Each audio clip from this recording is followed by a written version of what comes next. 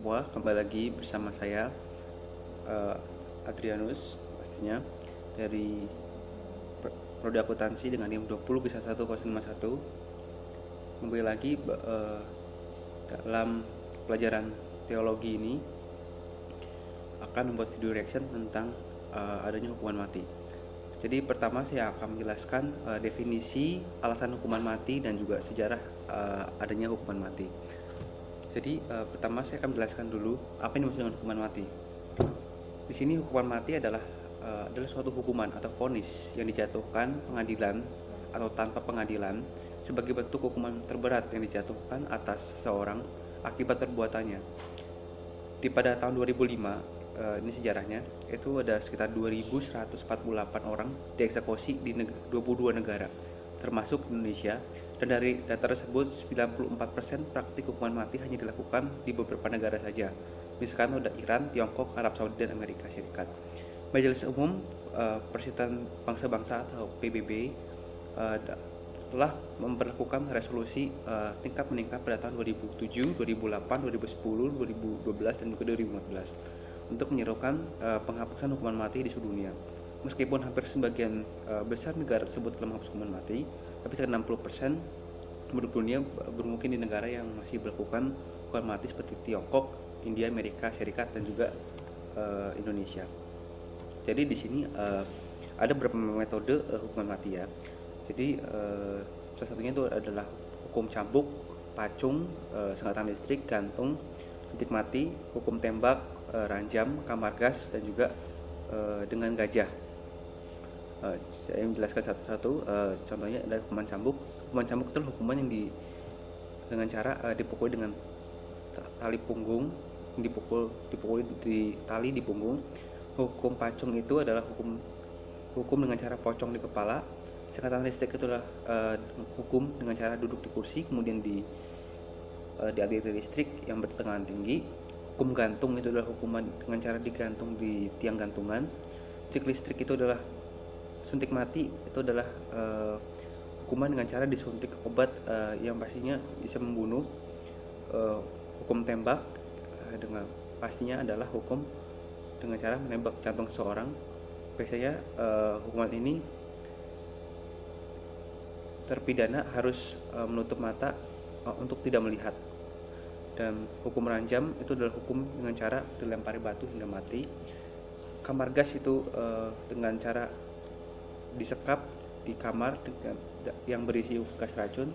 Dan yang terakhir adalah dengan gajah, yaitu hukuman mati dengan cara diinjak oleh seekor gajah. Hukuman ini diterapkan pada masa Kesultanan Monghal. Oke, seperti itu.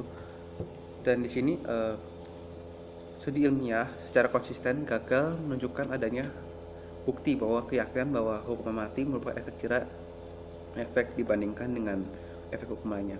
Survei yang dilakukan PBB pada tahun 1998 dan 2002 tentang hubungan antara praktik hukuman mati dan antara kejahatan pembunuhan menunjukkan praktik hukuman mati lebih buruk dari penjara seumur hidup dan memberikan efek jera kepada pidana pembunuhan.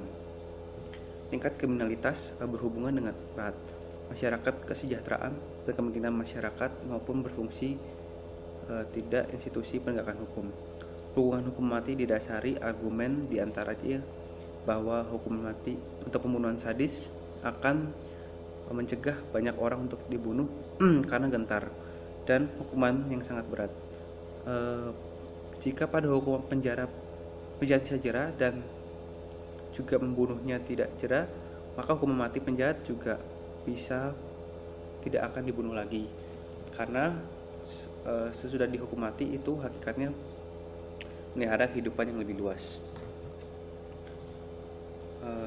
Di sini pun ada pertanyaan, apakah mahasiswa setuju atau tidak setuju terhadap hukuman mati?